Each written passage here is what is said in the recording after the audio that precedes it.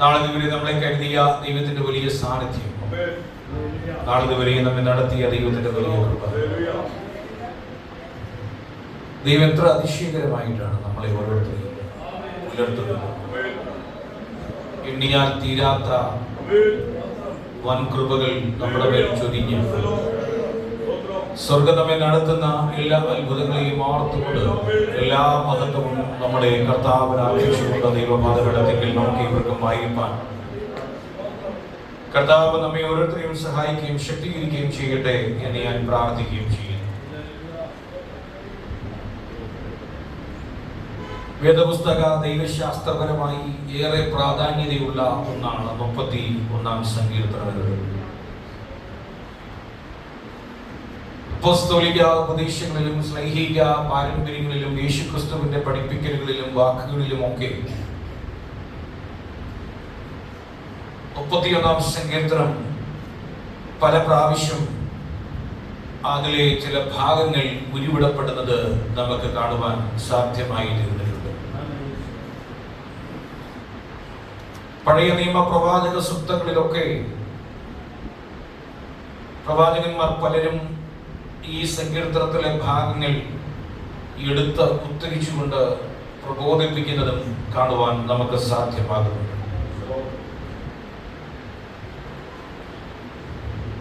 Shelter from trouble in the secret place of God's presence.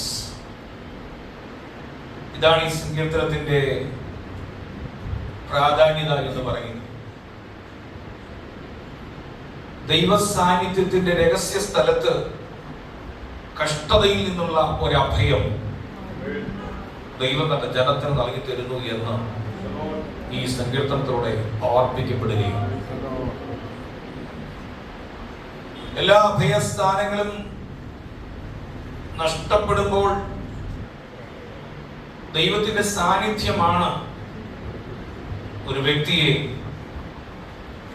നടത്തുന്നത്, ഒരു വ്യക്തിയെ നയിക്കുന്നത്. യോശുവയുടെ പുസ്തകത്തിൽ ദൈവ സാന്നിധ്യത്തെ സംബന്ധമായിട്ട് ഓർപ്പിക്കുമ്പോൾ സ്വർഗത്തിലും ഭൂമിയിലും അതീന്ദ്രിയമായിരിക്കുന്ന ദൈവ സാന്നിധ്യത്തെ കുറിച്ച് പറയപ്പെടുന്നു. അതിന്റെ ഒരുപാട് ഭാഗങ്ങൾ പറഞ്ഞു പോകുവാൻ ഞാനിത് പകൽ താല്പര്യപ്പെടുന്നുമില്ല. ദൈവത്തിന്റെ ആത്മാവിനിൽ ഭരമേൽപ്പിക്കപ്പെട്ടിരിക്കുന്ന ഒരു ദൈവീയ ആരാധന നിങ്ങളുടെ മുൻപാകെ പങ്കുവെക്കുന്നതിനാണ് ഞാൻ താല്പര്യപ്പെടുകയും ചെയ്യുന്നത്. 71-ാം സങ്കീർത്തനത്തിന്റെ അകത്ത് ദാവീദ് തന്നെ ഈ സങ്കീർത്തനത്തിലെ ചില ഭാഗങ്ങൾ ഉദ്ധരിക്കുന്നത് കാണുവാൻ കഴിയുന്നു. ഇതിന്റെ 6-ാമത്തെ വാക്യം യോനായുടെ പുസ്തകം 2-ാം അധ്യായത്തിന്റെ 8-ാമത്തെ വാക്യത്തിൽ യോന പ്രവാചകൻ പറയുന്ന സാക്ഷ്യത്തിന്റെ അകത്ത് ദൈവത്തെ സംബന്ധമായി ഓർപ്പിക്കുന്നത് കാണുവാൻ കഴിയുന്നു. വലിയ മത്സ്യത്തിന്റെ ഉദരത്തിൽ അകപ്പെട്ടു പോയ യോന അവിടെ പ്രാർത്ഥിക്കുന്ന പ്രാർത്ഥനയിൽ 6-ാം വാക്യം ഉപയോഗിച്ചുകൊണ്ട് പ്രാർത്ഥിക്കുന്നത് കാണാം. ഇരമ്യ പ്രവാചകന്റെ പുസ്തകത്തിലും വിലാപങ്ങളുടെ പുസ്തകത്തിലുമായി ഇരമ്യാവ് ഏകദേശം 6 പ്രാവശ്യം അതിന്റെ 13-ാമത്തെ വാക്യം, ചുറ്റും ഭീതി എന്ന അപസ്തുതി ഞാൻ പലരുടെയും വായിൽ നിന്ന് കേട്ടിരിക്കുന്നു, അവർ എനിക്ക് വിരോധമായി കൂടി ആലോചന ചെയ്തു,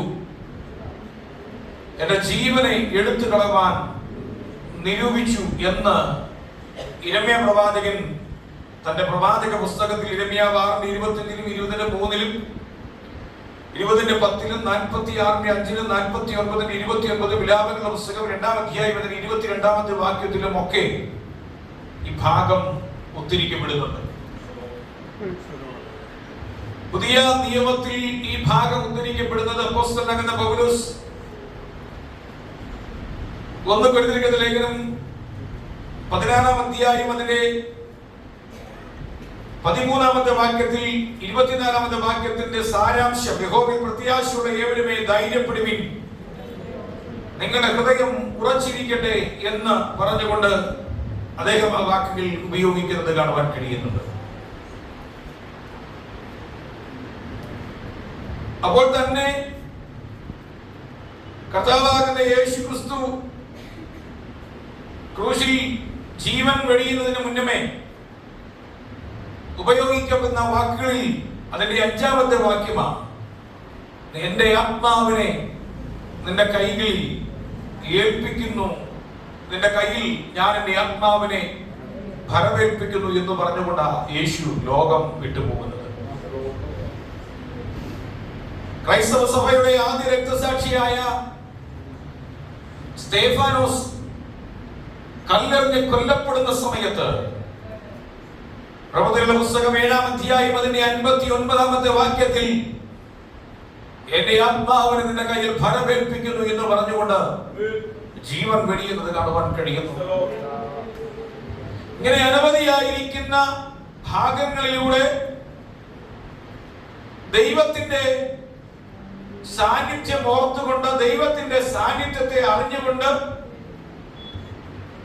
ജീവിതത്തിൽ നേരിടുന്ന ഏറ്റവും പ്രതികൂല സമാനമായിരിക്കുന്ന സാഹചര്യത്തിന്റെ നടുവിലെല്ലാം തങ്ങളെ കൈവിടാത്ത ഒരു ദൈവമുണ്ട് എന്നുള്ള ഉറച്ച ബോധ്യത്തോടെ ഭക്തന്മാർ ദൈവസന്നിധിയിൽ കഴിക്കുന്ന പ്രലാപ പ്രാർത്ഥനകളിൽ ഒന്നായി 31-ാം സങ്കീർത്തനം നിലകൊള്ളുകയാണ്. ഇന്ന് പകൽ ദൈവസന്നിധാനത്തിലായിരിക്കുന്ന പ്രിയപ്പെട്ടവരെ, ഇന്ന് പകൽ ദൈവത്തിന്റെ മുൻപാകെ നാം ഏവരുമായിരിക്കുമ്പോൾ ആ ദൈവത്തിന്റെ സാന്നിധ്യം ഈ ആരാധനാലയത്തിന്റെ ഉള്ളിലും അനുഭവിച്ചറിയുവാൻ സ്വർഗം നമ്മെ ഓരോരുത്തരെയും സഹായിക്കേണ്ടതിനായി നമ്മുടെ കണ്ണുനീരിന്റെ നടുവിൽ, നമ്മുടെ വേദനയുടെ നടുവിൽ, നമ്മുടെ ഭാരങ്ങളുടെ നടുവിൽ, നമ്മുടെ പ്രാർത്ഥനയുടെ നടുവിൽ നമ്മളെ ആശ്വസിപ്പിക്കുവാൻ ഇറങ്ങി വരുന്ന ഒരു ദൈവത്തിന്റെ സാന്നിധ്യം ഈ പകൽ നാം അനുഭവിച്ചു കൊണ്ടുപോകണം. ദൈവത്തിന്റെ പാദപീഠത്തിലായിരിക്കാൻ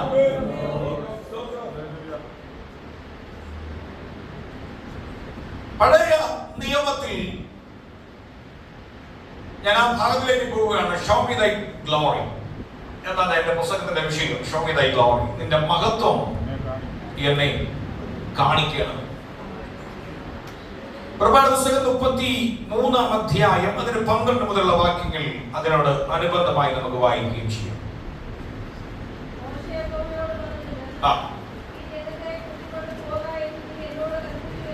ഈ ജനത്തെ കൂട്ടിക്കൊണ്ടു പോക എന്ന് നീ എന്നോട് കൽപ്പിച്ചുവല്ലോ. ആ ആ ആ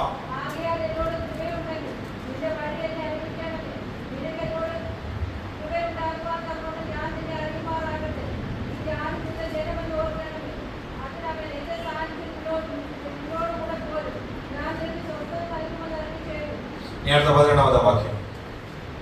അപ്പോൾ അവൻ നിന്റെ തേജസ് എനിക്ക് കാണിച്ച് തരണമേ എന്ന് അപേക്ഷിച്ചു. യഹോവയാകുന്ന ദൈവം മോശ എന്ന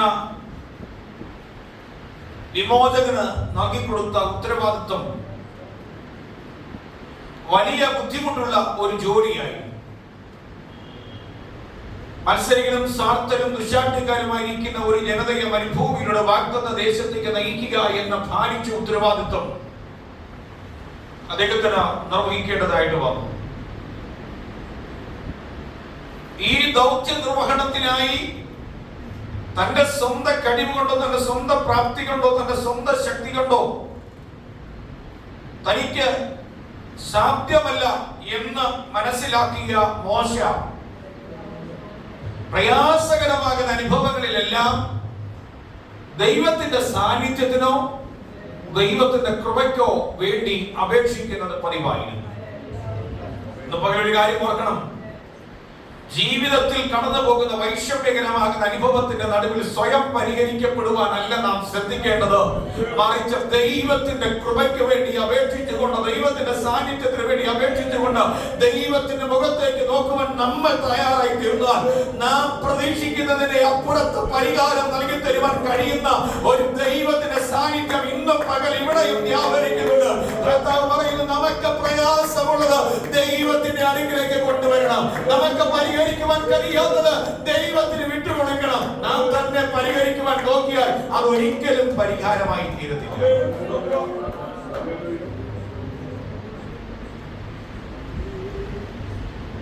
33-ാം അധ്യായത്തിനകത്തേക്ക് നമ്മൾ വരുമ്പോൾ മോശയ്ക്ക് ന്യായപ്രമാണ കൽപ്പനകളെല്ലാം ലഭിച്ചു. ന്യായപ്രമാണ കൽപ്പന സ്വീകരിച്ചുകൊണ്ട് 40 രാവും 40 പകലും പർവ്വതത്തിന്റെ മുകളിലായിരുന്ന മോശ അവിടെ നിന്ന് ഇറങ്ങി വരുമ്പോൾ കാണുന്ന കാഴ്ച, അവർ ഒരു സ്വർണ്ണ കാളക്കുട്ടിയെ ഉണ്ടാക്കി ആരാധിക്കുന്ന ആരാധനയാണ് അവിടെ കണ്ടുകൊണ്ടിരുന്നത്. അധാർമികതയുടെ വിളനിലമായി ഭയാനകമായിരിക്കുന്ന പാപങ്ങൾ ചെയ്തുകൊണ്ടിരിക്കുന്ന ജനതയെ നോക്കിക്കൊണ്ട് സഹിക്കുവാൻ കഴിയാതെ തന്റെ കയ്യിലിരിക്കുന്ന കൽപ്പലക മോശ എറിഞ്ഞുടച്ചു. അതുകൊണ്ട് അല്പ നേരത്തേക്ക് ആ അധാർമികത നിമിത്തം, യഹോവയാം ദൈവത്തെ വിട്ടത് നിമിത്തം ദൈവത്തിന്റെ സാന്നിധ്യം ആ ജനത്തെ വിട്ട് മാറി. ദൈവ സാന്നിധ്യം അവരോട് കൂടെ ഇല്ല. അപ്പോ ദൈവത്തിന്റെ സാന്നിധ്യം അവരോട് കൂടെ ഇല്ലാതെ വരുന്നത് കൊണ്ട് ദൈവം 33-ാം അധ്യായത്തിന്റെ 1 മുതൽ 3 വരെയുള്ള വാക്യം നമ്മൾ വായിക്കുമ്പോൾ ഞാൻ എന്ത് ചെയ്യുന്നു? അവിടെ വായിക്കും 3-ാം വാക്യത്തിനകത്ത് വായിക്കുന്നുണ്ട്, വഴിയിൽ വെച്ച് ഞാൻ നിന്നെ നശിപ്പിക്കാതിരിക്കേണ്ടതിന് ഞാൻ നിന്റെ നടുവിൽ നടക്കുകയില്ല, നിങ്ങൾ ദുശാഠ്യമുള്ള ജനമാകുന്നു എന്ന് പറഞ്ഞു. കാരണം ദൈവം അവരുടെ ഇടയിൽ നടകൊണ്ടാൽ അവരുടെ പാപത്തിനും അവരുടെ അധാർമികതയ്ക്കും ശിക്ഷയുണ്ടാകും. ആർക്കും തിരിവുണ്ടാകാൻ നിൽക്കുവാൻ കഴിയത്തില്ല. അതുകൊണ്ട് അല്പസമയത്തേക്ക് ദൈവത്തിന്റെ സാന്നിധ്യം അവരെ വിട്ടുമാറി എന്നതുകൊണ്ട് ദൈവം അവരുടെ അനുഗ്രഹത്തെ എടുത്തു കളഞ്ഞില്ല. എന്നതുകൊണ്ട് ദൈവം അവർക്ക് ലഭിക്കുന്ന നന്മയെ മുടക്കിയില്ല.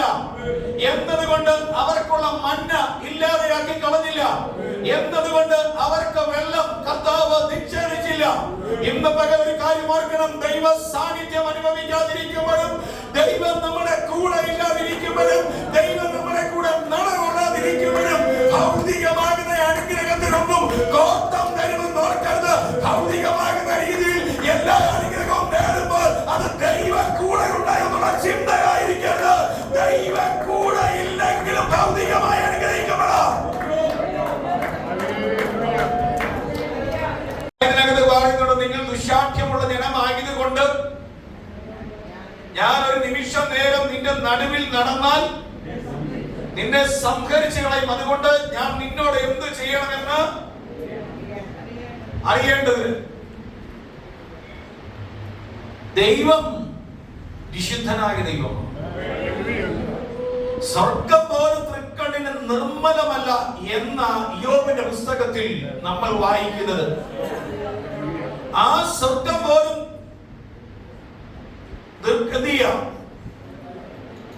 ദൈവത്തിന്റെ മുൻപാകെ വിശുദ്ധമല്ലാതെ ഇരിക്കുന്ന അനുഭവം. അത് 3-ാം സ്വർഗത്തെ എന്ന് പറയപ്പെടുന്ന 3-ാം സ്വർഗം. അതായത് ആ സ്വർഗത്തെ സമതമായിട്ടുള്ള കാര്യമല്ല അവിടെ പറയുന്നത്. ഷമേഹ് എന്ന് വിളിക്കപ്പെടുന്ന വിശുദ്ധ സമാഗമ പർവ്വതം, അവിടം വരെയാണ് ദൂതന്മാർക്ക് ചെല്ലുവാനുള്ള അധികാരം.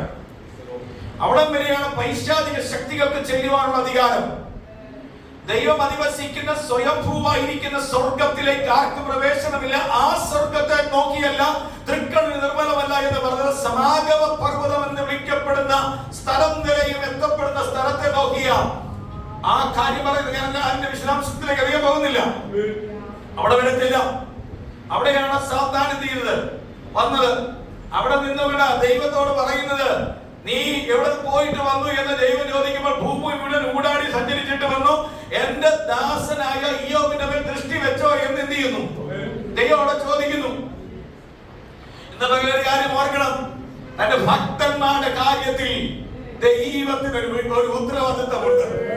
തന്റെ ഭക്തന്മാരെ നോക്കുമ്പോൾ പിശാച് അവനെ നോക്കുന്നുണ്ടോ, പിശാച് അവനെ വേട്ടയാടുവാൻ ശ്രമിക്കുന്നുണ്ടോ, അന്ധകാര ശക്തികൾ അവനെ തകർക്കുവാൻ ശ്രമിക്കുന്നുണ്ടോ എന്ന് ദൈവം ആരാഞ്ഞുകൊണ്ടിരിക്കുക. കാരണം തന്റെ ഭക്തന്മാർ ദൈവത്തിന് വിലയേറിയതാ.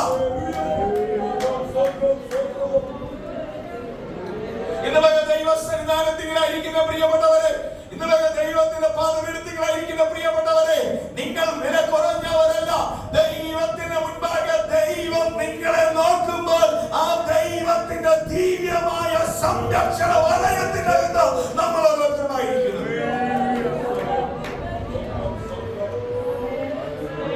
ഈ കാര്യം എല്ലാവരുടെ കേട്ട് കഴിഞ്ഞപ്പം ദൈവം നടക്കത്തില്ലെന്നും ദൈവം വിട്ടുമാറുമെന്നും ദൈവം തങ്ങളുടെ നടുവിൽ നിന്ന് മാറിപ്പോകുമെന്നൊക്കെയുള്ള ചിന്ത മോശയെ ഭരിക്കുവാൻ തുടങ്ങിയപ്പോൾ മോശ ദൈവത്തോട് പറഞ്ഞു, തിരു സാന്നിധ്യം ഞങ്ങളോടുകൂടെ പോരുന്നില്ലെങ്കിൽ ഞങ്ങളെ എന്ത് ചെയ്യരുത്. മോശയുടെ ഒരു പ്രതികരണമാണ്. നാം ഓർക്കണം, വാഗ്ദത്ത ദേശത്തേക്ക് അവരെ കൊണ്ടുവരുവാൻ ദൈവം ശ്രമിക്കുമ്പോൾ ദൈവം അവരോടൊപ്പം പോയി അവരുടെ കൂടെ നടന്ന് ദൈവം അവരെ വാഗ്ദത്ത ദേശത്തേക്ക് കൊണ്ടുപോവുകയാണ്. അവരിൽ ഒരു കുളമ്പ് പോലും ഇസ്രായേലിൽ ശേഷിക്കാതെ, അവരിൽ ഒന്നുപോലും അവരുടെ ഒന്നും മിസ്രൈമ്യർ പിടിച്ചുകൊണ്ടു പോകാതെ ദൈവ സാന്നിധ്യം അവർക്ക് ചുറ്റും ഒരു വേലി കെട്ടിയതുപോലെ നിലകൊള്ളുകയാണ്. ചെങ്കടലിന്റെ തീരത്തെത്തപ്പെടുമ്പോൾ മുൻപിൽ പോയിക്കൊണ്ടിരിക്കുന്ന ദൈവത്തിന്റെ ദൂതനെ പിറകിലേക്ക് വലിച്ച് ഫറവോന്റെയും ഇസ്രായേൽ മക്കളുടെയും ഇടയിൽ ദൈവത്തിന്റെ ദൂതനെയാക്കി അവരെ തമ്മിൽ അടിക്കാതെ വേണം, ഒരു രാത്രി മുഴുവൻ അവർ തമ്മിൽ അടിക്കാതെ വേണം ദൈവത്തിന്റെ ദൂതൻ കാവൽ നിൽക്കുകയാണ്.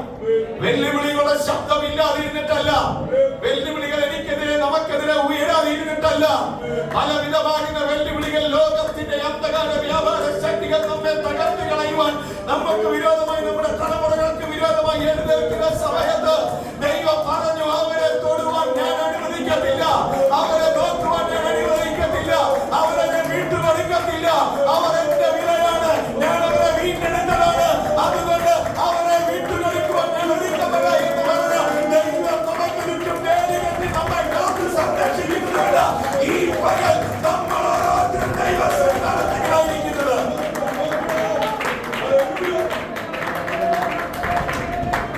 സമയത്തേക്ക് നാം ദൈവത്തിന്റെ ദൃഷ്ടി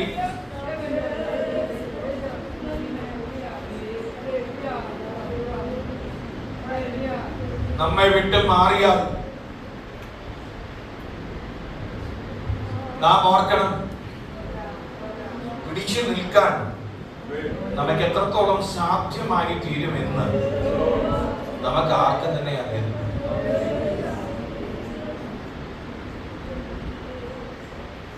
നിരുത്സാഹത്തിന്റെ ഒരു സമയം, സംശയത്തിന്റെ ഒരു സമയം, അത് രണ്ടിലും എത്തിച്ചേർന്നിരിക്കുക മോശ. ആ സമയത്ത് ആ ജനത്തെ നയിക്കണമെന്നുണ്ടെങ്കിൽ ദൈവത്തിന്റെ സാന്നിധ്യം ഇല്ലാതെ എന്ത് ചെയ്യത്തില്ല, സാധിക്കത്തില്ല എന്ന് മനസ്സിലാക്കിയ മോശ ദൈവത്തിന്റെ തേജസ് തനിക്കൊന്ന് കാണിച്ചു തരണം, ഷോ മി ദ ഗ്ലോറി എന്ന് ദൈവത്തോട് മോശ ആവശ്യം. ദൈവവാദപീഠത്തിലായിരിക്കുന്ന പ്രിയപ്പെട്ടവരെ,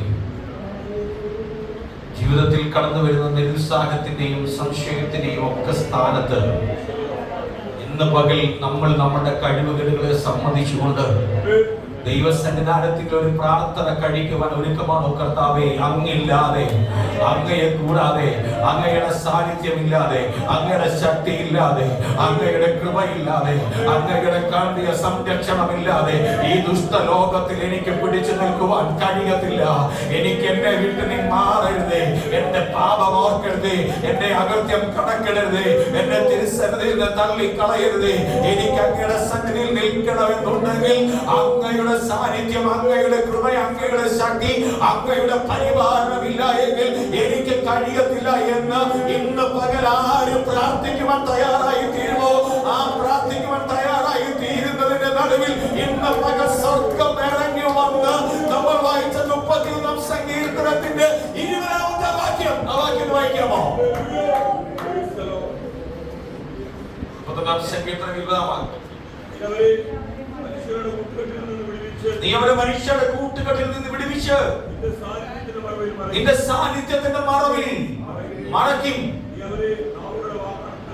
നോക്കണം, ദൈവം പറയുക, നിരുത്സാഹത്തിന്റെ വരുമ്പോൾ, സംശയത്തിന്റെ വരുമ്പോൾ, ദൈവം കൈവിട്ടുപോയെന്ന് തോന്നുന്ന സമയത്ത് മറ്റൊരു കാര്യവും നമുക്ക് അവകാശപ്പെടുവാനില്ലാതെ ദൈവത്തിന്റെ സന്നിധാനത്തിൽ നിലകൊണ്ടുകൊണ്ട് ദൈവത്തോട് നമ്മൾ പറയുവാൻ കഴിയുക, കർത്താവേ, എന്നെ കൊണ്ട് കഴിയത്തില്ല, എന്നെ കൊണ്ട് സാധിക്കത്തില്ല, ഞാൻ ശ്രമിച്ചു നോക്കി, അത് പരാജയപ്പെട്ടു, ഞാൻ പരിശ്രമിക്കുകയല്ല, അത് പരാജയപ്പെട്ടു. ഞാൻ പരാജയപ്പെട്ട ഇടത്ത് എന്റെ ജീവിതത്തെ ഒരു വിജയത്തിലേക്ക് കൊണ്ടുവരണമെന്നുണ്ടെങ്കിൽ എനിക്ക് അങ്ങയുടെ സാന്നിധ്യം ആവശ്യമാണ്. സ്തോത്രം. ഏറിയ വൈദ്യന്മാർ ചികിത്സിച്ചു, ഏറിയ പണം ചിലവഴിച്ചു, ആളുകളെ മുൻപാകെ ചെയ്യുവാൻ കഴിയുന്നതൊക്കെ ചെയ്തു. ഒരു ഡോക്ടർക്ക് നമ്മളെ സൗഖ്യമാക്കാൻ കഴിയത്തില്ല, ഒരു മരുന്നിന് നമ്മളെ വിളിപ്പിക്കാൻ കഴിയത്തില്ല. പോയാലും വിജയം ഉണ്ടാകത്തില്ല. എന്നാൽ നമ്മുടെ ജീവിതത്തിന്റെ സാഹചര്യത്തിന്റെ അകത്ത് ഇന്ന് പകർക്കേണ്ട ഒരു വസ്തുത, ദൈവത്തോട് അപേക്ഷിച്ച്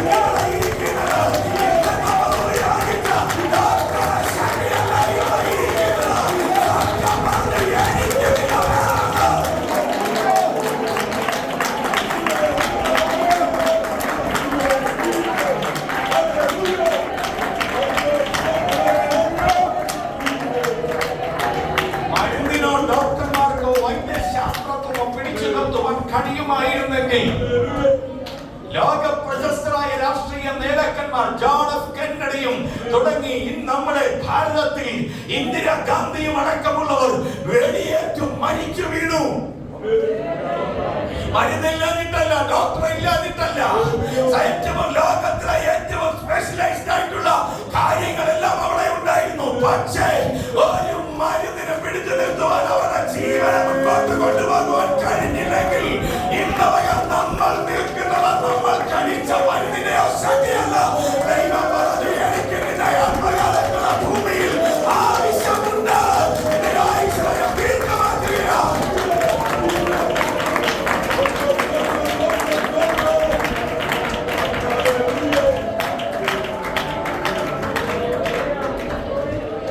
നമ്മെ കർത്താവ് വിളിച്ച വിളി എന്ന് പറയുന്നത് ഈ ലോകത്തിൽ കർത്താവിനെ അനുഗമിപ്പാനും ദൈവത്തെ പ്രതിനിധീകരിക്കുവാനും വേണ്ടിയാണ് സ്വർഗം നമ്മളെ വിളിച്ചത്. എന്നാൽ നമ്മിൽ ഫലമേൽപ്പിക്കപ്പെട്ടിരിക്കുന്ന ഈ ദൗത്യം ചില സമയങ്ങളിൽ ബുദ്ധിമുട്ടുള്ളതും നിരുത്സാഹപരവുമായി മാറാൻ സാധ്യതയുണ്ട്. നാം ഓർക്കണം, ലോകത്തിൽ യേശുവിനെ അനുഗമിക്കുക. കർത്താവ് പറഞ്ഞു, അനുഗമനം എന്ന് പറയുന്നത് യേശു വിളിക്കുമ്പോൾ ഫോളോ മീ എന്ന വാക്കിലൂടെയാണ് യേശു തന്റെ ശിഷ്യഗണങ്ങളെ വിളിച്ചത്. എന്നെ അനുഗമിക്കുക എന്ന് അവരോട് പറഞ്ഞു. അനുഗമനം എന്ന് പറയുന്നത് ശിഷ്യത്വമാണ്, ഡിസൈപ്പിൾഷിപ്പാണ്. അതൊരു സാധാരണ വിളിയല്ല, ഒരു സാധാരണ കാര്യവുമല്ല. പെന്തക്കോസ്തുകാരനാകാനല്ല കർത്താവ് വിളിച്ചത്, ക്രിസ്ത്യാനിയാകാനല്ല ദൈവം വിളിച്ചത്. ദൈവം വിളിച്ചത് ശിഷ്യനാകാനാ. അല്ലേ? ബൈബിൾ അങ്ങനെയല്ലേ പറഞ്ഞത്? കർത്താവ് ശിഷ്യഗണങ്ങളോട്, അപ്പോസ്തലന്മാരോട് പറയുമ്പോൾ അവസാനത്തെ കൽപ്പന കൊടുക്കുന്ന സമയത്ത് പറഞ്ഞത്, നിങ്ങൾ പഠിപ്പിച്ച സകല ജാതികളെ പെന്തക്കോസ്തുകാരാക്കാനാണോ പറഞ്ഞത്? സകല ജാതികളെ ക്രിസ്ത്യാനികളാക്കാനാണോ പറഞ്ഞത്? അല്ല, സകല ജാതികളെ ശിഷ്യരാക്കാനാണോ പറഞ്ഞത്? സ്തോത്രം. The cost of the discipleship. ശിഷ്യത്വത്തിന് ഒരു വിലയുണ്ട്. ആ വില എന്ന് പറയുന്നത്, ഒരുവൻ എന്നെ അനുഗമിപ്പാൻ ഇച്ഛിച്ചാൽ അവൻ തന്നെത്താൻ ത്യജിച്ച് തന്റെ ക്രൂശ് എടുത്തുകൊണ്ട് എന്നെ അനുഗമിക്കണം. The way of cross. ക്രൂശിന്റെ വഴി. ആ വഴിയിലൂടെ പോകപ്പെടുമ്പോൾ അത് തകർച്ചയുടെ പാതയാ, അത് വേദനയുടെ പാതയാ. ആ പാതയിലൂടെ കടന്നു പോകപ്പെടുമ്പോൾ തകർക്കപ്പെടും. ആ തകർച്ച നേരിടുന്ന സമയത്ത് ലോകത്തിൽ നമ്മൾ തകരാതിരിക്കുന്നതിന്റെ കാരണം എന്ന് പറയുന്നത് ദൈവം എന്റെ കരം പിടിച്ചിട്ടുണ്ട്.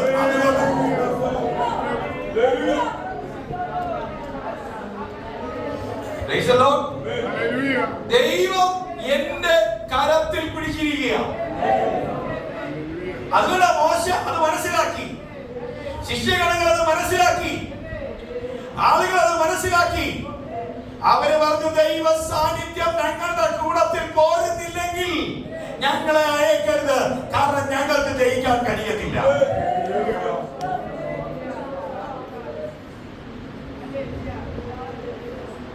നമ്മുടെ ജീവിതത്തിനകത്തും യേശു ക്രിസ്തുവിനെ അനുഗമിപ്പാൻ നാം തീരുമാനിക്കുമ്പോൾ ആ അനുധാപനത്തിന് വിരുദ്ധമായിരിക്കുന്ന തരത്തിൽ തടസ്സം നിൽക്കത്തക്ക വിധത്തിൽ വ്യത്യസ്തമായിരിക്കുന്ന മണ്ഡലങ്ങൾ, അനുഭവങ്ങൾ നമുക്കെല്ലാവർക്കും എന്ത് ചെയ്യും ഉണ്ടാകും. ചില സമയത്ത് നിരുത്സാഹത്തിന്റെ, നിരാശയുടെ കാര്യങ്ങളൊക്കെ എന്ത് ചെയ്യും നമ്മുടെ ഒക്കെ ജീവിതത്തിനകത്ത് വരും. ആ സമയത്താണ് നമുക്ക് കർത്താവിൽ നിന്നുള്ള ശക്തി ആവശ്യമായിരിക്കും. ബലം ക്ഷയിക്കുമ്പോൾ, ബലം കുറയുമ്പോൾ നമ്മൾ ദൈവത്തിന്റെ സന്നിധിയിൽ ഇരുന്നേ മതിയാകത്തുള്ളൂ. ദൈവത്തോട് യാചിച്ചേ മതിയാകത്തുള്ളൂ. നാം ഒരിക്കലും ആ ഇരിപ്പെന്ന് പറയുന്നത് നമ്മള് കർത്താവിനോടുള്ള നമ്മുടെ പഴയ അഭിനിവേശത്തെയും ആവേശത്തെയും ഒക്കെ പഴയ ജാല ഒന്നുകൂടെ ജ്വലിപ്പിക്കുക. അതിന് പറയുന്നത് പുനർജീവനം എന്നാണ് പറയുന്നത്. പുനർജീവനം. ആയുർവേദത്തിന്റെ അകത്ത് കായകൽപ്പ ചികിത്സ എന്ന് പറയുന്ന ഒന്നുണ്ട്. ആയുർവേദത്തിൽ കായകൽപ്പ ചികിത്സ. വിശദാംശത്തിലേക്ക് പോകുന്നില്ല. ഏറ്റവും പ്രയാസമായ ചികിത്സാ ക്രമത്തിൽ ഒന്നാണ് കായകൽപ്പ ചികിത്സ എന്ന് പറയുന്നത്. അത് അധികം ആരും ചെയ്യാറില്ല, കാരണം അതുപോലെ ആണ് അതിന്റെ പഥ്യവും അതിന്റെ ഔഷധ കൂട്ടുകളും. ആന്തരിക അവയവങ്ങളെയും ശാരീരിക അവയവങ്ങളെയും ഒക്കെ ഒരു പുനരുജ്ജീവനത്തിലേക്ക് നയിക്കപ്പെടുന്ന ചികിത്സാ രീതിയാണ്. കർക്കിടക മാസത്തിൽ ഔഷധ കഞ്ഞിക്കൂട്ടെന്ന് പറയുന്ന ഒന്ന് നിങ്ങൾ ഉപയോഗിക്കാറുണ്ടോ എനിക്കറിയില്ല. ഔഷധ കഞ്ഞിക്കൂട്ട് എന്ന് പറയുന്ന ഒന്നുണ്ട്. അത് കർക്കിടക മാസത്തിലാണ് എന്ത് ചെയ്യുന്നത്, ഉപയോഗിക്കുന്നത്. അതും അതിന്റെ ഭാഗമായ ഒരു പുനരുജ്ജീവനം. നമ്മൾ സാധാരണ പറയാറുണ്ട് സുഖചികിത്സ എന്ന് അതിനെന്ത് ചെയ്യും പറയും. സുഖ ചികിത്സ എന്ന് അതിനെ നിർവചിക്കും.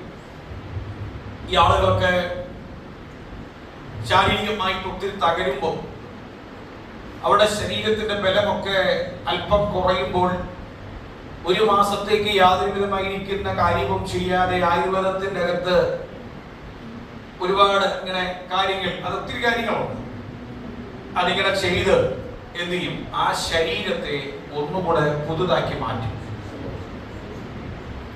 അതിന്റെ ഒരു അംശം പറയുമ്പോൾ നയമാൻ, നിങ്ങൾക്ക് അറിവിന് വേണ്ടി പറയുകയാണ്, നയമാൻ യോർദാനിൽ മുങ്ങി 7-ാം പ്രാവശ്യം മുങ്ങുമ്പോൾ ആ വാക്ക് അവിടെ എഴുതിയിരിക്കുന്നത് അവന്റെ ദേഹം ഒരു ബാലന്റെ ദേഹം പോലെ ആയി എന്നാണ്. നമ്മുടെയൊക്കെ തൊലി നോക്കിയാൽ അവിടെ ഇവിടെയൊക്കെ ചുപ്പി ചുളുങ്ങിയിട്ടുണ്ട്. അവിടെ ഇവിടെയൊക്കെ കറുപ്പും അല്ലെങ്കിൽ കളറ് വ്യത്യസ്തതയൊക്കെ വന്നിട്ടുണ്ട്. ചില ശരീരഭാഗങ്ങളിൽ ഷുഗർ ഉള്ളവർക്കൊക്കെ ആണെങ്കിൽ കാലുകളിലേക്കുള്ള രക്തയോട്ടം ഒക്കെ എന്ത് ചെയ്യാറുണ്ട്? കുറഞ്ഞിട്ടുണ്ട്.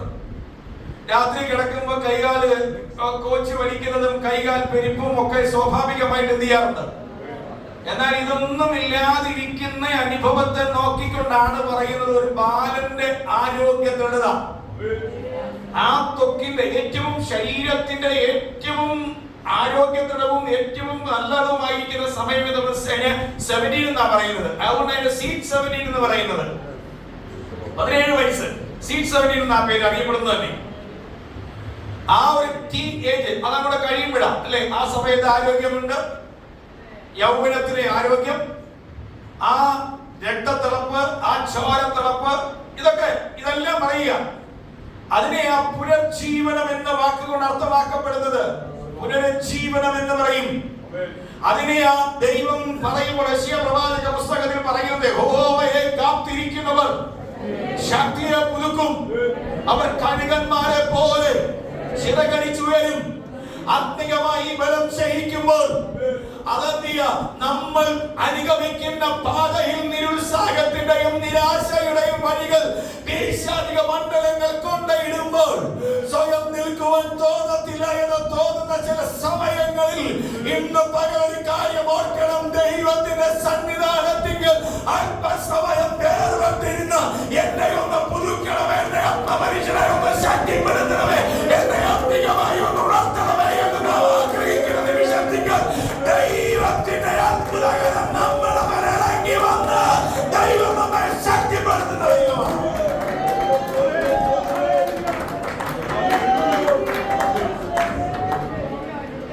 സകല മനുഷ്യന്റെയും പാപത്തെ വഹിച്ചുകൊണ്ട് കാൽവറി മലമുകളിൽ മരിക്കുവാൻ പോകുന്നതിന്റെ തലേ ദിവസം ഗത്സമനയിൽ പ്രാർത്ഥിക്കുന്ന കർത്താവ് വലിയ ക്ഷീണത്തിലൂടെയും വേദനയിലൂടെയും കടന്നു പോകപ്പെടുമ്പോൾ രക്തധമനികൾ പൊട്ടി വേപ്പായി രക്തം വമിക്കപ്പെടുമ്പോൾ അവിടെ വീണ് മരിക്കുമോ എന്ന് തോന്നുവാറുള്ള ആഗണിക്കകത്തുള്ള സ്ട്രെസ്സിനകത്തൂടെ കടന്നു പോകപ്പെടുമ്പോൾ അവനെ ശക്തിപ്പെടുത്തുവാൻ ദൈവത്തിന്റെ ഒരു ദൂതൻ ഇറങ്ങി വന്ന് കർത്താവിനെ ശക്തിപ്പെടുത്തിയത് ദൈവത്തിന്റെ വചനത്തിൽ കാണുന്നെങ്കിൽ ഇന്ന് ഭാരത്തിന്റെ നടുവിൽ ദൈവത്തിന്റെ ശക്തിയിലായിരിക്കുന്നവരെ നിങ്ങൾ തകർന്നു പോകുവാൻ സ്വർഗം അനുവദിക്കാതിരിക്കേണ്ടതിന് ദൈവത്തിന്റെ ദൂതൻ നമ്മുടെ ചുറ്റുപാടും ഇറങ്ങിയിരിക്കുക.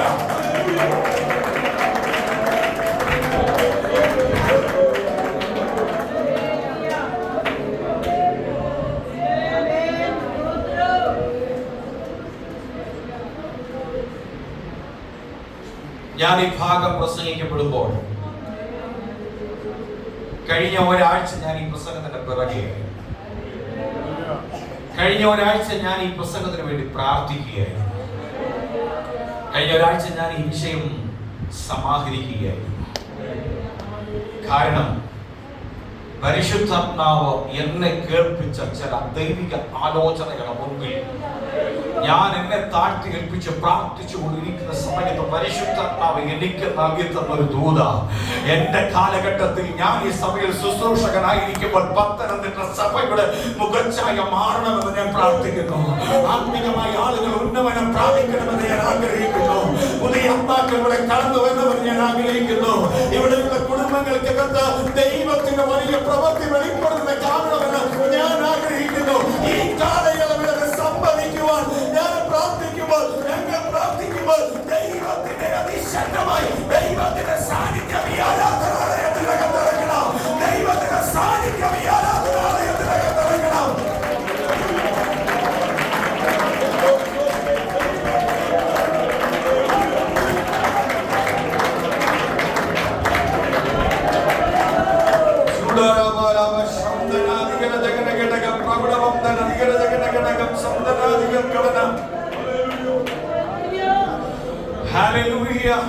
ഒരു genuine revival ഈ കാലഘട്ടത്തിൽ നമ്മുടെ ഇടയിൽ ഉണ്ടാകണം.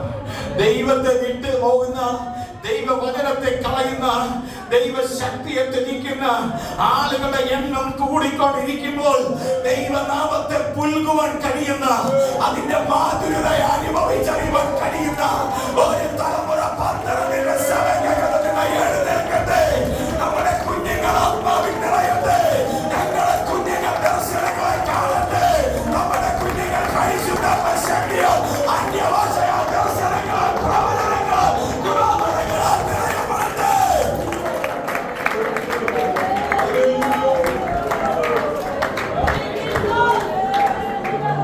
നിങ്ങൾ ആഗ്രഹിക്കുന്നു നിങ്ങളുടെ കുഞ്ഞുങ്ങൾ അന്യഭാഷയിൽ സംസാരിക്കുന്നത് കാണുവാൻ, നിങ്ങളുടെ കുഞ്ഞുങ്ങൾ പ്രവചിക്കുന്നത് കാണുവാൻ, നിങ്ങളുടെ മക്കൾ ദർശനങ്ങൾ കാണുന്നത് കാണുവാൻ, നിങ്ങളുടെ മക്കൾ വെളിപ്പാടുകൾ പറയുന്നത് കേൾക്കുവാൻ, സഭയിൽ ആരാധനയിൽ വിടുതൽ നടക്കുന്നത് കാണുവാൻ നിങ്ങൾ ആഗ്രഹിക്കുന്നുവോ?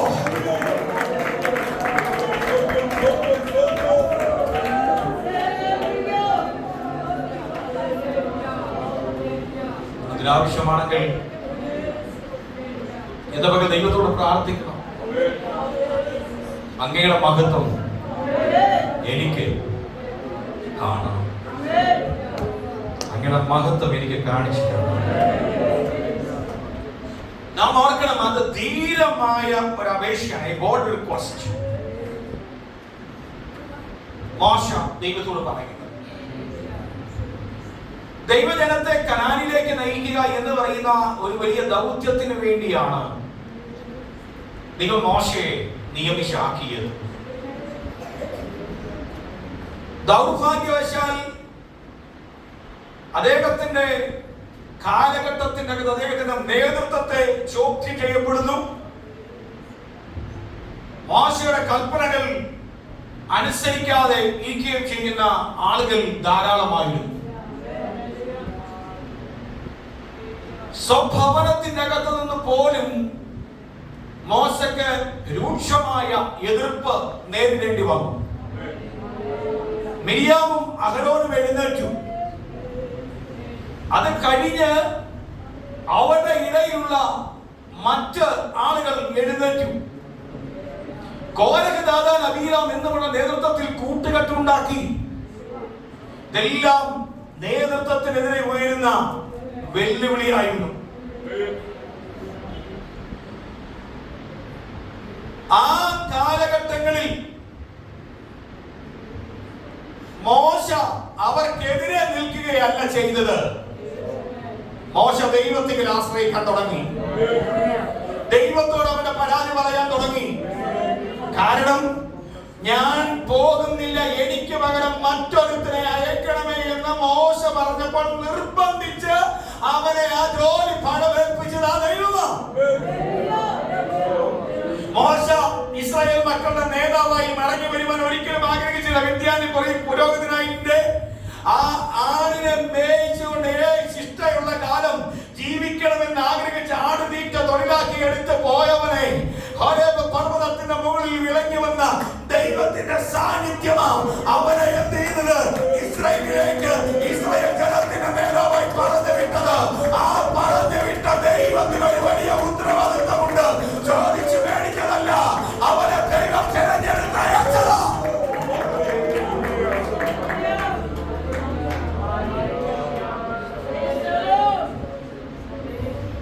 നമ്മളാരും സ്വയം ഇതിനകത്ത് വന്നതല്ല കേട്ടോ. അതുകൊണ്ട് പാടുന്ന വിളിച്ച ദൈവം വിശ്വസ്തനല്ലോ, വഴിയിൽ വലയാനിടാ.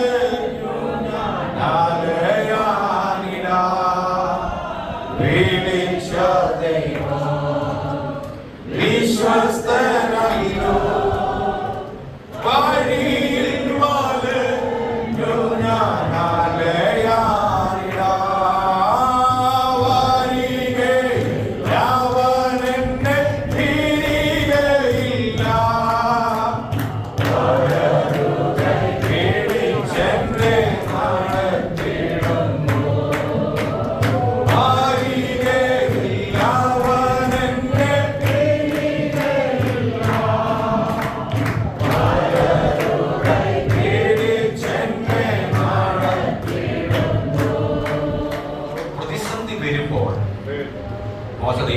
ചെയ്യും.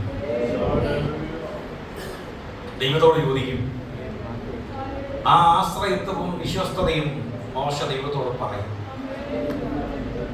എന്റെ വാക്കിൽ ചിന്തിക്കുന്ന പ്രിയപ്പെട്ടവരെ, നമ്മുടെ ഒരു വ്യത്യസ്തമായിരിക്കാം.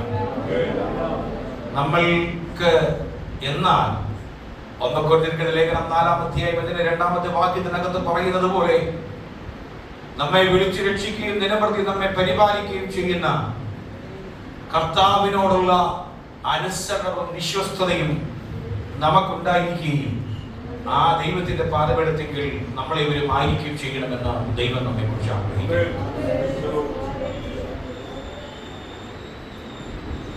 നാം ഓർക്കണം, നിരവധിയായ നിരുത്സാഹകരമായിരിക്കുന്ന സാഹചര്യങ്ങളിൽ മോശയുടെ ജീവിതത്തിനകത്ത് വരികയാണ്. ദൈവം പോലും തന്നെ വിട്ട് മാറുന്ന തരത്തിലേക്കുള്ള ഒരനുഭവത്തിലൂടെ എന്ത് ചെയ്യുക, കടന്നു പോകുക. പരമാവധി മോശ ദൈവത്തിന്റെ ഇഷ്ടം പിന്തുടരാനും കർത്താവിന്റെ ഇഷ്ടത്തിനനുസൃതമായി പ്രവർത്തിപ്പാനും ഒക്കെ മോശ ശ്രമിച്ചിട്ടുണ്ട് എന്ന് വരികയും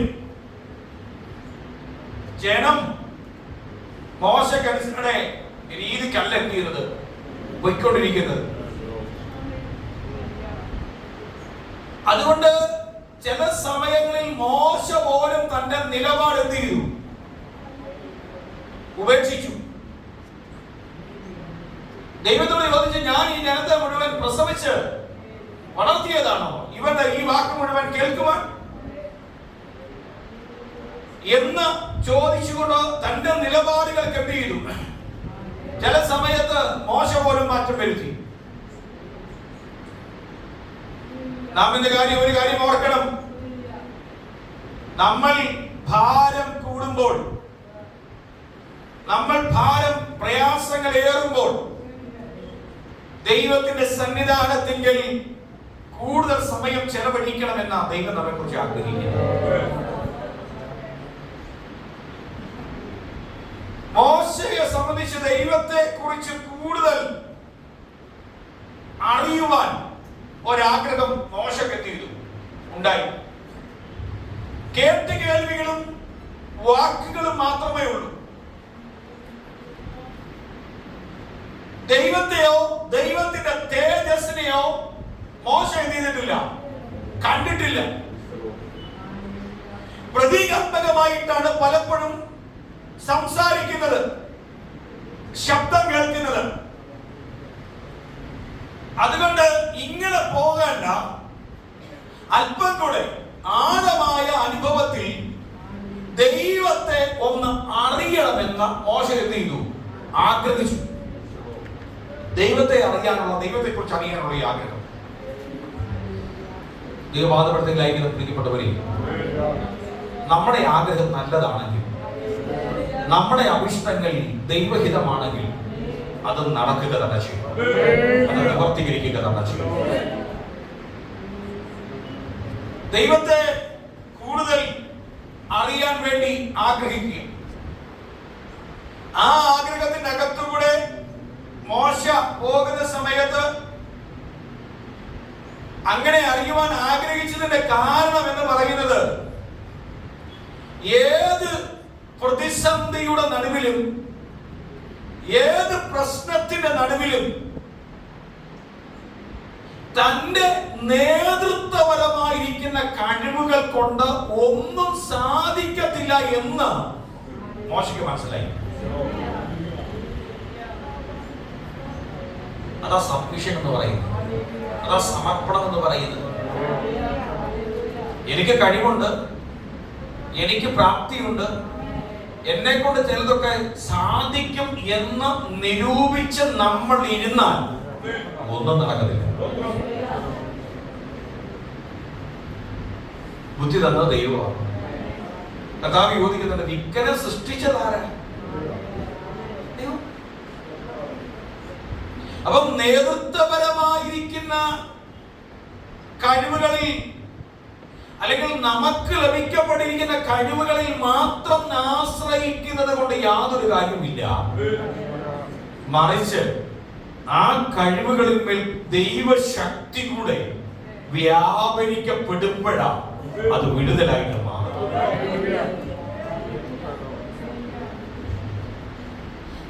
ഒന്ന് മോശ പറയുന്ന 13-ാമത്തെ വാക്യത്തിനകത്ത് പറയുന്നത്, ഒന്ന് മോശ പറയുന്നു, നിന്റെ വഴി എന്നെ എന്ത് ചെയ്യണം?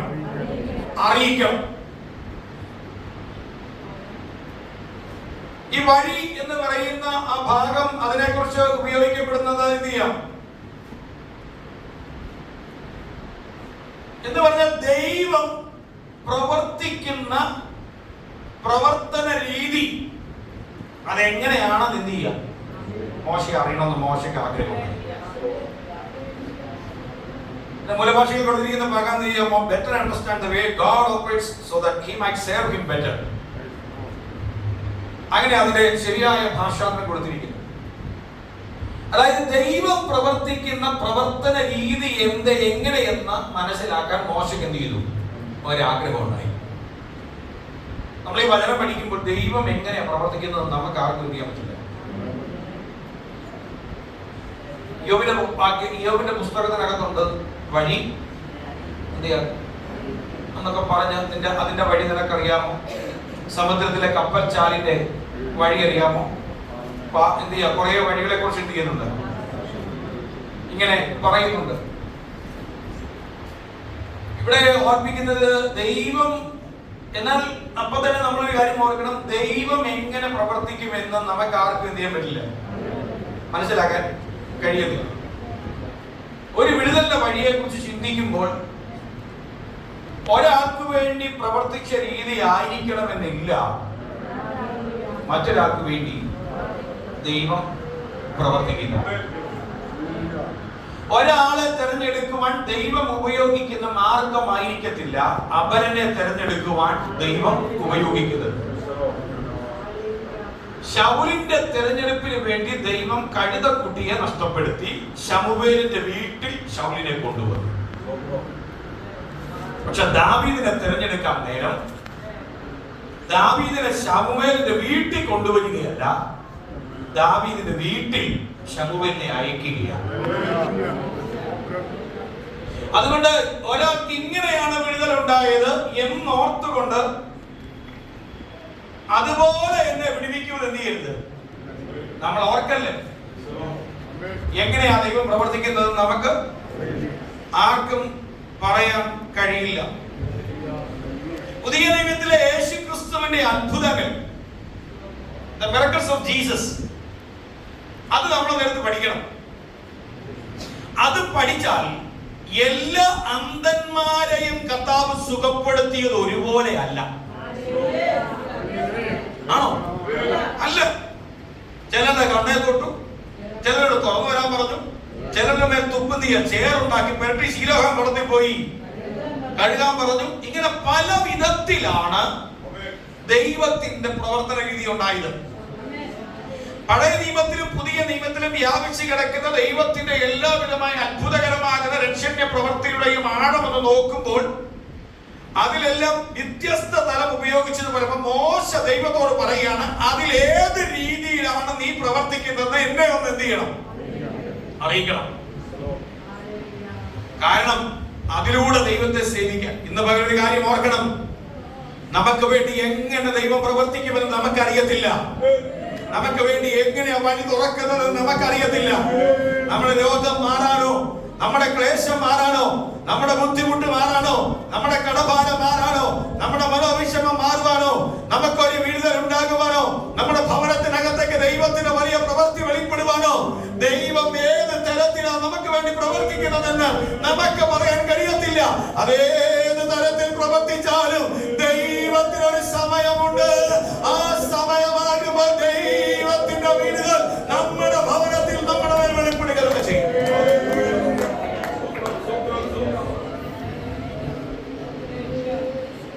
ഹിസ്കിയാവിന്റെ രോഗം മാറാൻ യെശയ്യാവിനെ വീട്ടിലേക്ക് അടിച്ച് അത്തിപ്പഴക്കട്ടെ എന്ത് ചെയ്തു, മുറിവിന്മേൽ. വേറെ ആർക്കും പിന്നെ എന്ത് ചെയ്തില്ല.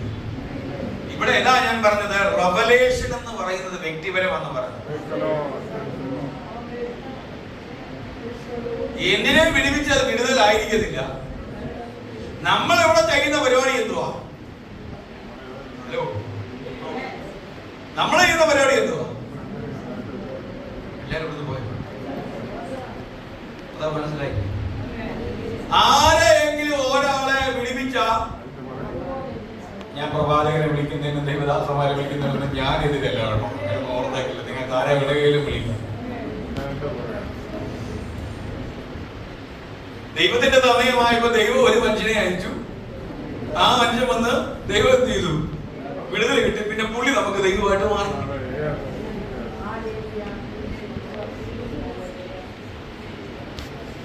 പുള്ളിയുടെ മേൽ വ്യാപരിച്ച ദൈവശക്തി അല്ല കണ്ടത്. ഹലോ, എല്ലാവരും ഉണ്ടോ? പുള്ളിയുടെ മേൽ വ്യാപരിച്ച ദൈവശക്തി അല്ല നമ്മൾ കണ്ടത്. ഞാൻ പ്രാർത്ഥനയ്ക്ക് വിടുതൽ കിട്ടിയാൽ അടുത്ത പ്രാർത്ഥനയ്ക്ക് വിടുതൽ കിട്ടണമെന്നില്ല. കാരണം നമ്മൾ പറയാം, അല്ല പുള്ളി വന്നപ്പോ കൃപയൊക്കെ ഉണ്ടായിരുന്നു, ഇപ്പൊ കുറെ കാലം കഴിഞ്ഞപ്പോ എന്ത് ചെയ്തു? ആ കൃപയൊക്കെ പോയി, ഇനിയിപ്പോ ഒരു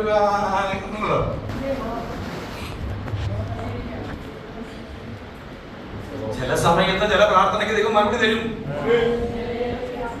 ഇമിറ്റേഷൻസ്, അനുകരണങ്ങൾ, അന്ധമായ അനുകരണം.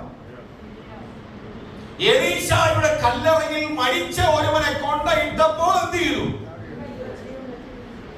പിന്നെ കൊണ്ടയിട്ട ജീവിക്കുവോ? എനിക്കറിയത്തില്ല, ജീവിക്കോ ഇല്ലയോ.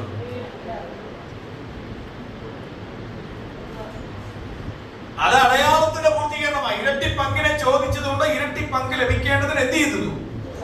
ഒരത്ഭുതം കൂടെ പൂർത്തീകരിക്കപ്പെടേണ്ടതുണ്ടായിരുന്നു. ദൈവം വാഗ്ദത്തം ചെയ്ത പോസ്റ്റ് പറഞ്ഞ ദൈവമല്ല, ദൈവത്തിന്റെ വാഗ്ദത്തം നിവർത്തീകരിക്കപ്പെടേണ്ടതിന് വേണ്ടി അങ്ങനെ ഒരു കാര്യം സംഭവിച്ചു.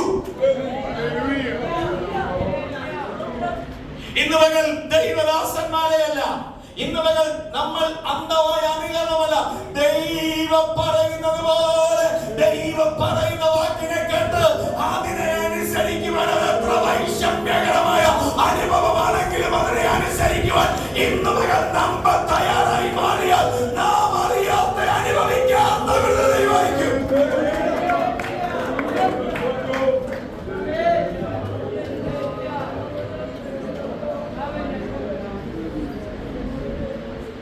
ഒരുപാട് അനുകരണങ്ങൾ ഉണ്ടായിട്ടുണ്ട്. ഞാൻ അതിലേക്കൊക്കെ ഒത്തിരി പോകുന്നില്ല. ആത്മീക ലോകത്തിന് സംഭവിച്ച അപജയത്തിന്റെ അടിസ്ഥാനപരമായ കാരണം എന്ന് പറയുന്നത്, ഏതെങ്കിലും ഒരു ദൈവദാസൻ എന്നെ ദൈവം ഒന്ന് കാണിക്കും, ആ പുള്ളിക്ക് എന്ത് ചെയ്യും? വിടുതൽ കിട്ടും. പിന്നെ വരുന്ന ഒരു മുഴുവൻ എന്ത് ചെയ്യുക? കൈ ചൂണ്ടി പ്രാർത്ഥിക്കുക, രക്തം കൊണ്ട് പ്രാർത്ഥിക്കുക, പൈസ കുഴിച്ചിട്ട് പ്രാർത്ഥിക്കുക, എന്ന് വേണ്ട എന്തോ ഒക്കെ കലാപരിപാടികൾ അവിടെ നടക്കുന്നത്. ദൈവം പറഞ്ഞാൽ എന്ത് ചെയ്തോണം? ചെയ്തോണം. നിങ്ങൾ ഹോശയ പ്രവചനം ഒന്ന് വായിക്കണം. അതൊന്നും ഒരാളെ കൊണ്ട് എന്ത് ചെയ്യത്തില്ല. ഹലോ, പറ്റുന്ന കാര്യമല്ല. അത് ഹോശയോട് മാത്രം ദൈവം എന്ത് ചെയ്തുള്ളൂ? പറഞ്ഞിട്ടുള്ളൂ. വ്യക്തിപരമായ റെവലേഷൻ. അതുകൊണ്ടാണ് ദൈവം പറഞ്ഞത്, നിന്റെ വഴി എന്നതാണെന്ന് എന്നെ ഒന്ന് അറിയിക്കണം. ഇന്ന് പോയി പ്രാർത്ഥിക്കുമ്പോൾ കർത്താവിനോട് പ്രാർത്ഥിക്കണം, പിതാവേ, ഞാൻ ഈ കണ്ണുനീരിലൂടെ കടന്നു പോകേണ്ടതിന്റെ, ഞാൻ ഈ വേദനയിലൂടെ കടന്നു പോകേണ്ടതിന്റെ, ഞാൻ ഈ ഭാരത്തിലൂടെ കടന്നു പോകപ്പെടേണ്ടതിന്റെ, ഞാൻ ഈ പഴി കേൾക്കപ്പെടേണ്ടതിന്റെ ആവശ്യകത എന്ത് എന്ന് എന്നെ ഒന്ന് അറിയിക്കണം. അത് എനിക്ക് അല്പം കൂടെ ദൈവത്തെ അറിയണം. അങ്ങേ വിട്ടു പോകാൻ ഞാൻ ആഗ്രഹിക്കുന്നില്ല, അങ്ങേ വിട്ട് മാറുവാൻ ഞാൻ ആഗ്രഹിക്കുന്നില്ല. അങ്ങയുടെ സാന്നിധ്യം അനുഭവിച്ചുകൊണ്ട് അങ്ങയുടെ സന്നിധാനത്തേക്ക് നിലകൊള്ളുവാൻ ഞാൻ ആഗ്രഹിക്കുന്നു എന്നതുകൊണ്ടാണ്. രണ്ടാമത്തെ ആ ഭാഗത്ത് തന്നെ പറയുന്ന ഒരു ഭാഗമുണ്ട്, എന്നോട് കൃപയുണ്ടാക്കുവാൻ ദൈവത്തിന്റെ വ്യക്തിത്വം എന്ത് എന്ന് അറിയുവാൻ മോശ എന്ത് ചെയ്തു? ആഗ്രഹിച്ചു.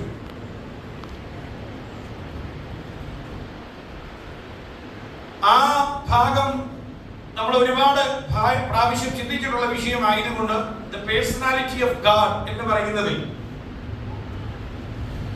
ദൈവത്തെ അനുഭവിക്കാൻ കഴിയുക.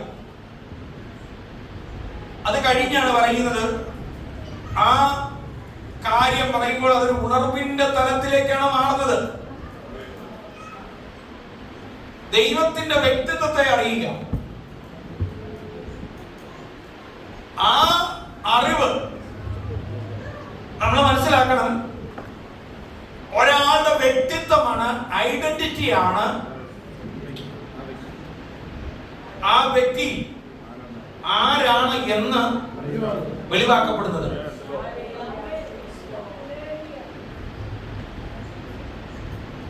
നമ്മൾ ഒരു പോലീസിനെ കാണുമ്പോൾ, ഒരു പോലീസുകാരനെ കാണുമ്പോൾ എല്ലാ പോലീസുകാരും ഒരുപോലല്ല.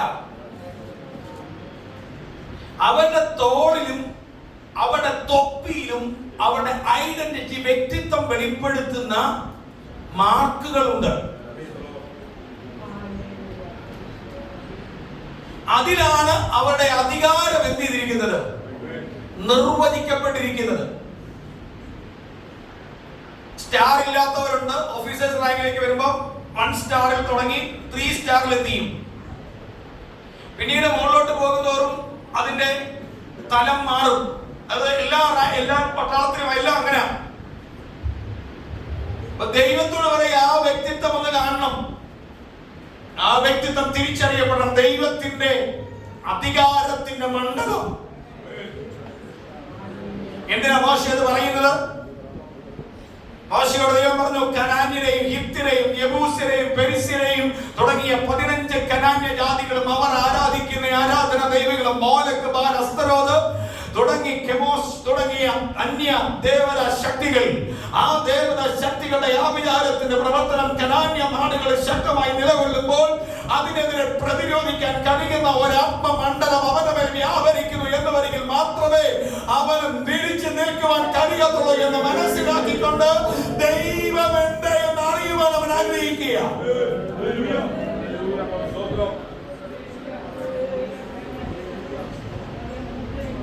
ആ വ്യക്തിത്വം മനസ്സിലാക്കാൻ ശ്രമിച്ചത് ഗിദെയോനാ. ഗിദെയോനോട് പറഞ്ഞു, നിന്റെ ഈ ബലത്തോടെ പോകാം, ഞാനല്ലോ നിന്നെ അയക്കുന്നത്. ദൈവം അയച്ചതിനുള്ള തെളിവ് ഒന്ന്, രാത്രിയിൽ തോകൽ വിരിക്കും, ആ തോകൽ നനയണം, ചുറ്റുപാടും എന്ത് ചെയ്യരുത്, നനയരുത്. 2, തുകൽ വിരിക്കും, തുകൽ നനയരുത്, ചുറ്റുപാടും നനയണം. ദൈവത്തിന്റെ ഐഡന്റിറ്റി മോശയ്ക്ക് വെളിപ്പെടുത്തുമ്പോൾ കൈ മാർവിടത്തിലിട്ടു, എടുത്തപ്പോൾ കുഷ്ഠം. വീണ്ടും തിരികെ മാർവിടത്തിലേക്ക് ഇട്ടു, എടുത്തപ്പോൾ അത് പഴയതുപോലെയായി. രണ്ടാമത് ദൈവം വ്യക്തിത്വം വെളിപ്പെടുത്തുന്നത് കയ്യിലിരിക്കുന്ന വടി, അത് നിലത്തിട്ടു, അത് സർപ്പമായി മാറി, അല്ലെങ്കിൽ പാമ്പായി മാറി എന്നാണ് പറയുന്നത്.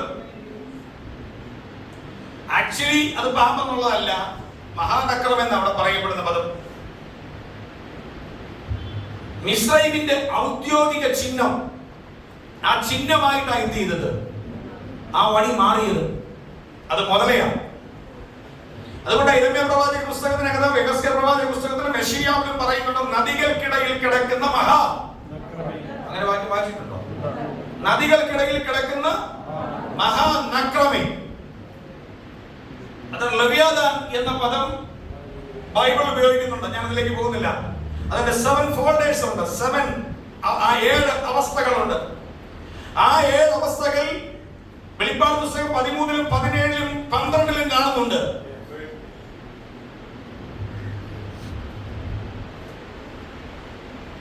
ആ എന്റെ 7 പേരുകൾ വചനത്തിലുണ്ട്. അപ്പൊ ഈ അന്ധകാര മണ്ഡലത്തിനെതിരെ പോരാടാനാ മോശ പോകുന്നത്. ഹലോ, എവിടെ പറഞ്ഞേ? ഈ അന്ധകാര മണ്ഡലത്തിനെതിരെ പോരാടാനാ മോശ പോകുന്നത്. ആ പോകുമ്പോ ഒരു സാധാരണ ശക്തി കൊണ്ട് ഒക്കത്തില്ല, ഒരു സാധാരണ കഴിവ് കൊണ്ട് ഒക്കത്തില്ല, ഒരു സാധാരണക്കാരന് ജയിക്കാൻ കഴിയത്തില്ല. അതുകൊണ്ട് മോശ ദൈവത്തോട് പറഞ്ഞു, ഞാൻ പോകണമെന്നുണ്ടെങ്കിൽ എനിക്ക് വ്യക്തമായി അത് ജയിക്കാൻ കഴിയുമെന്ന് ഒരു അടയാളം കിട്ടിയേ മതിയാകത്തുള്ളൂ.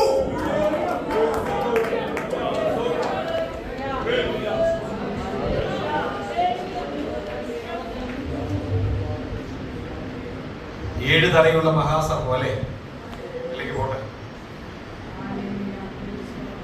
തിരികെ അതിനെ പിടിക്കുമ്പോൾ വീണ്ടും അത് വടിയായി മാറി.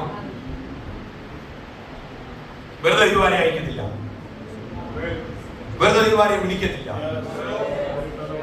ഇന്ന് പകൽ ദൈവത്തിന്റെ മക്കളെ, നിങ്ങൾ ആരെയാ ഭയപ്പെടുന്നത്? നിങ്ങൾ ആരുടെ കൂടെയാ? ഇന്ന് പകൽ ദൈവത്തോട് പറഞ്ഞ കർത്താവേ, ആ സാന്നിധ്യം എന്റെ കൂടെ വരണം. ഞാൻ പോകുമ്പോൾ, ഞാൻ എന്റെ ഭവനത്തിലായിരിക്കുമ്പോൾ, ഞാൻ ഇരിക്കുമ്പോൾ, ഞാൻ കിടക്കുമ്പോൾ, ഞാൻ പോകുന്ന എല്ലാ മണ്ഡലങ്ങളിലും എന്റെ ദൈവത്തിന്റെ സാന്നിധ്യം ഇന്ന് പകൽ എന്റെ കൂടെ ഉണ്ടായിരിക്കണം. ആ വഴി എനിക്കൊന്ന് കാണിച്ചു തരണം. അത് തികവുള്ള വഴിയാ, അത് ദൈവത്തിന്റെ വഴിയാ. ആ വഴി എന്നെ ഒന്ന് കാണിക്കണം. എനിക്ക് കുറച്ചുകൂടെ ആ ഐഡന്റിറ്റി എന്നെ ഒന്ന് വെളിപ്പെടുത്തണം. ആ വ്യക്തിത്വം എന്നെ ഒന്ന് വെളിപ്പെടുത്തണം.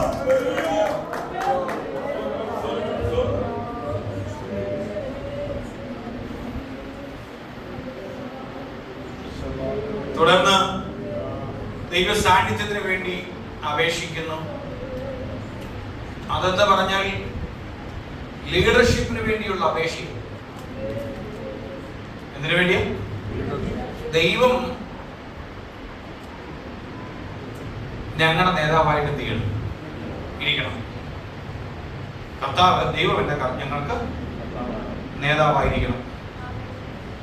അത് പറഞ്ഞ് ഏറ്റവും അവസാനമാ മോശ എന്ത് ചെയ്യുന്നത്? ഉണർവിന് വേണ്ടി പ്രാർത്ഥിക്കുന്നത്. ഞാൻ വാക്കിൽ ഇവിടെ സമയം നമ്മുടെ മുമ്പിൽ അതിവേഗം ഓടുന്നത് കൊണ്ട് ഞാൻ വാക്കിൽ വളരെ വേഗത്തിൽ ഉപസംഹരിക്കാൻ താല്പര്യപ്പെടുന്നത് കൊണ്ട് ആ സാന്നിധ്യം ആവശ്യപ്പെടുന്ന സമയത്ത് മോശയോട് ദൈവം പറഞ്ഞു, നിന്റെ അപേക്ഷ പ്രയാസമുള്ള കാര്യമാണ്. നീ ചോദിച്ചത് അത്ര എളുപ്പമുള്ളതൊന്നുമല്ല. എങ്കിലും നിനക്ക് ഞാനത് കാണിച്ചു. 17-ാം വാക്യത്തിനകത്ത് അങ്ങനെയല്ല പറയുന്നത്. 17-ാം വാക്യത്തിൽ പറഞ്ഞത്, നീ പറഞ്ഞതുപോലെ എന്ത് ചെയ്യും? നീ പറഞ്ഞ ഈ വാക്ക് പോലെ ഞാൻ ചെയ്യും. എനിക്ക് നിന്നോട് കൃപ തോന്നിയിരിക്കുന്നു. ഞാൻ നിന്നെ അടുത്ത് അറിഞ്ഞുമിരിക്കുന്നു എന്ന് പറഞ്ഞു. അപ്പോഴാ പറഞ്ഞത്, സ്തോത്രം, എത്ര അത്ഭുതകരമായ ഒരു വാക്കാ കർത്താവ് നമ്മോട് പറയുന്നത്. ഒന്ന് ആലോചിച്ച് നോക്കിയേ, നിങ്ങളൊന്ന് ധ്യാനിച്ച് നോക്കിയ ആ ഭാഗം ഒന്ന് ചിന്തിച്ച് നോക്കിക്കേ. സർവശക്തനായ അഖിലാണ്ടത്തിന്റെ ഉടയവനും സൃഷ്ടിതാവും പരിപാലകനുമായ ദൈവത്തിന് നമ്മോട് കൃപ തോന്നിയെന്ന്, നമ്മെ നോക്കിയപ്പോൾ ആ ദൈവത്തിന് ഒരു മനസ്സലിവ് തോന്നിയെന്ന്. ഞാൻ എല്ലാ ദിവസവും പ്രാർത്ഥിക്കുമ്പോൾ പ്രാർത്ഥിക്കുന്ന എന്റെ പ്രാർത്ഥന വാചകത്തിന്റെ അവസാനത്തേക്ക് പറയുന്ന ഒരു വാചകമുണ്ട്, കർത്താവേ, നിനക്ക് മനസ്സ് തോന്നിയാൽ, അങ്ങയ്ക്ക് മനസ്സ് തോന്നിയാൽ, അങ്ങയ്ക്ക് മനസ്സലിവ് തോന്നിയാൽ, അങ്ങയ്ക്ക് ശക്തിയുണ്ട്, അങ്ങയ്ക്ക് കഴിവുണ്ട്. അങ്ങ് ഒരു വാക്ക് കൽപ്പിച്ചാൽ സകലതും നടക്കും. ഞാൻ അപ്രാപ്തനും അശക്തനുമായ മനുഷ്യനാ, പക്ഷെ എന്നെ കൊണ്ട് ഒരു കഴിവുമില്ല. എന്നോട് അങ്ങയ്ക്കൊന്ന് മനസ്സലിവ് തോന്നുന്നെങ്കിൽ, എന്നോട് അങ്ങയ്ക്കൊന്ന് കൃപ തോന്നുന്നെങ്കിൽ, എന്നോട് അങ്ങയ്ക്കൊന്ന് ദയ തോന്നുന്നെങ്കിൽ എന്റെ കാര്യത്തിന് സമാപ്തി വരിക തന്നെ ചെയ്യും. അതല്ലേ ശതാനവൻ പറഞ്ഞത്, നിനക്ക് മനസ്സുണ്ടെങ്കിൽ. നമ്മൾ സത്യത്തിൽ പ്രാർത്ഥിക്കുന്നത് എന്തിനാ? ദൈവത്തിന് മനസ്സ് തോന്നാൻ വേണ്ടിയിട്ടാണ്, ദൈവത്തിന് ദയ തോന്നാൻ വേണ്ടിയിട്ടാണ്. നമ്മളെ ദൈവം ഒന്ന് നോക്കിയാൽ മതി, നമ്മളെ ദൈവം ഒന്ന് തൊട്ടാ മതി, ദൈവത്തിന്റെ ഹൃദയത്തിനകത്ത് പറഞ്ഞാൽ മതി, അവന്റെ അവസ്ഥയ്ക്ക് ഒരു മാറ്റം വരട്ടെ. നാളിതുവരെ അനുഭവിച്ച ഭാരങ്ങൾ മാറട്ടെ, നാളിതുവരെയുള്ള കണ്ണുനീരുകൾ മാറട്ടെ, നാളിതുവരെയുള്ള പ്രാർത്ഥനാ വിഷയത്തിന് മറുപടി നടക്കട്ടെ. ദൈവം ഒരു വാക്ക് കൽപ്പിച്ചാൽ ഏത് അന്ധകാര ശക്തി എത്ര ശക്തിയോടെ കൈകോർത്ത് പിടിച്ചുകൊണ്ട് നമുക്ക് വിരോധമായി ദേശത്തിന്റെ ആധിപത്യം എഴുന്നേറ്റാലും ആധിപത്യങ്ങളെ ദൈവം കച്ചുടച്ച് അന്ധകാര മണ്ഡലത്തിന്റെ കരങ്ങളെ ദൈവം പിടിച്ചുലുക്കി അതിനെ മാറ്റി നമുക്ക് മറുപടി തരുവാൻ വിശ്വസ്തത.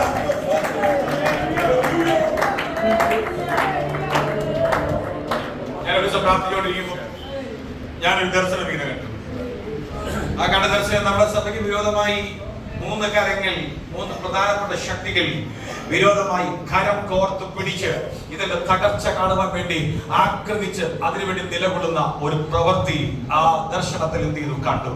ഞാൻ കർത്താവിനോട് പ്രാർത്ഥിക്കാൻ തുടങ്ങി. മണിക്കൂറുകൾ അതിനുവേണ്ടി പ്രാർത്ഥിച്ചു. ദൈവത്തോട് പറഞ്ഞു, ദൈവമേ, ആ കരത്തെ നീ ഒന്ന് തൊടണം, ആ കരത്തെ നീ ഒന്ന് ഉടയ്ക്കണം, ആ കരത്തിന്റെ ശക്തി നീ ഒന്ന് ഇല്ലാതെയാക്കി കളയണം. കാരണം ആ കരം കോർത്ത് പിടിച്ചത് അറ്റുപോകാത്തത് പോലെ ആ കരം കോർത്ത് പിടിച്ചിരിക്കുന്നിടത്തോളം കാലം ആത്മാക്കളുടെ വിടുതൽ സംഭവിക്കുന്നില്ല. കുടുംബങ്ങൾക്കകത്ത് അന്ധചിത്രങ്ങൾ ഇട്ടുകൊണ്ട്, സഭയ്ക്കകത്ത് അന്ധചിത്രമിട്ട് ആത്മീയമായി മുന്നേറുവാൻ കഴിയാതെ, ആത്മീയമായി ഉയർച്ച പ്രാപിക്കുവാൻ കഴിയാതെ പലപ്പോഴും പോരാടുന്ന തരത്തിൽ ഉയരണമെന്ന് ആഗ്രഹമുണ്ട്, മുന്നേറണമെന്ന് ആഗ്രഹമുണ്ട്, മുൻപോട്ട് പോകണമെന്ന് ആഗ്രഹമുണ്ട്. പക്ഷേ പലപ്പോഴും ആഗ്രഹിക്കുന്ന തരത്തിലൊരു ആത്മമണ്ഡലത്തിനകത്തേക്ക് എത്തപ്പെടുവാൻ കഴിയാതെ സഭയ്ക്കകത്ത് അനൈക്യത്തിന്റെ വിത്തുകളെ പാകി അതിനെതിരെ പോരാടി നിൽക്കുന്ന അന്ധകാരത്തിന്റെ വഞ്ചനകൾ ഇന്നവകൾ ശാസിക്കപ്പെടണം.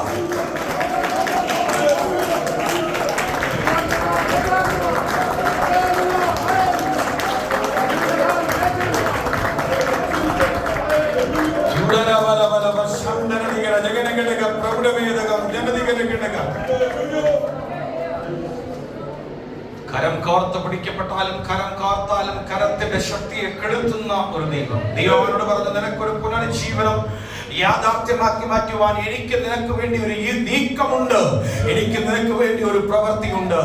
നിന്റെ ആഗ്രഹത്തെ സഫലമാക്കുവാൻ, നിന്റെ പ്രാർത്ഥനയെ നൽകി തരുവാൻ എനിക്ക് നിന്നോട് കൃപ തോന്നിയിരിക്കുന്നത് കൊണ്ട് എനിക്ക് നിനക്ക് വേണ്ടി ഒരു പ്രവൃത്തിയുണ്ട്. ഞാൻ കടന്നു പോകുവോളും എന്റെ കൈ കൊണ്ട് നിന്നെ മടക്കി ഞാൻ നിന്നെ ഒരു പാറയുടെ പിളപ്പിലാക്കും.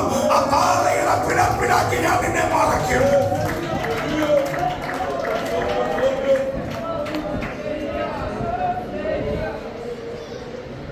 ആ പാറയുടെ പിളർപ്പിലാക്കി അതിനെ അടച്ച് പോയി കഴിഞ്ഞപ്പോൾ കൈ ദൈവം മാറ്റി. ദൈവത്തിന്റെ പുറകുവശം ചെയ്യുന്നു. അനുഗ്രഹീതമായിരിക്കുന്ന ഒരു ഫലം. പെനീരിൽ യാക്കോബ് ദൈവത്തെ കണ്ടു, പക്ഷേ മടങ്ങുന്നത് മുടന്തമായിട്ടാണ്. ശൗൽ യേശുവിനെ കണ്ടു, സൂര്യനെ വെല്ലുന്ന പ്രകാശം, പക്ഷെ മടങ്ങിയത് കാഴ്ചയില്ലാത്തവനായിട്ടാണ്. പ്രവൃത്തിയിൽ നാം ഒരു കാര്യം ഓർക്കണം. ദൈവത്തിന്റെ ആ തേജസ്സിന്റെ ഒരു സമയം, അല്പസമയത്തേക്ക് അനുഭവിക്കുവാൻ ഭാഗ്യം ലഭിച്ചവരായിരുന്നു യാക്കോബും യോഹന്നാനും പത്രോസും. അവര് പറഞ്ഞു, ഈ സാന്നിധ്യത്തിൽ നിന്ന് എന്ത് ചെയ്യണ്ട, നമുക്കിനി ഇറങ്ങണ്ട. കാരണം അവർ സ്വർഗം സന്തോഷം അനുഭവിച്ചു. അവർ സ്വർഗം എന്തെന്ന് അല്പസമയത്തേക്ക് അറിഞ്ഞു.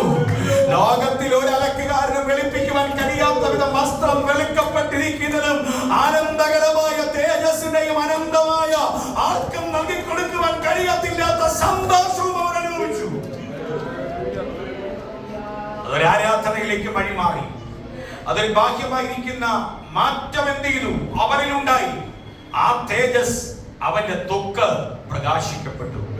നമ്മുടെ ദൈവത്തിന്റെ സന്നിധിയിലായിരിക്കുന്ന പ്രിയപ്പെട്ടവരെ, ഇതെല്ലാം ആന്തരികമായ ഉണർവിന്റെ ലക്ഷ്യമാണ്.